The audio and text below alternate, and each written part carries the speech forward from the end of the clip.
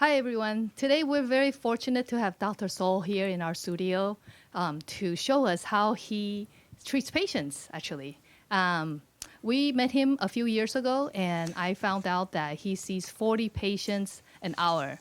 That is a very impressive number because I have never met anyone who could see more than 10 patients an hour, let alone 40. So at the first time when I heard it, I thought that was impossible.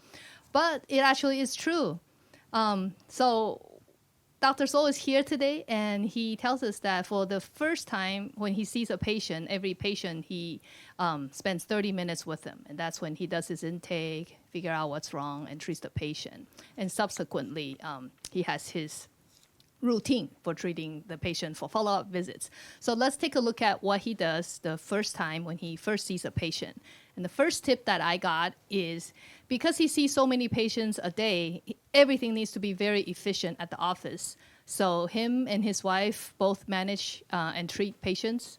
Mostly is Dr. Sol seeing patients, but they are very efficient in their routine. And one of the first tip that I learned in how do you gauge how much time you're spending with the patient is you need to have a clock, right? And the clock needs to be not on your watch, so you're looking at the watch when you're seeing the patient. That just creates a lot of not very good feeling, right, from the patient's end. So where he would suggest you to put the clock is right behind the patient. So as you're talking to the patient, you can also see how long you have spent with the patient because there are other patients waiting too.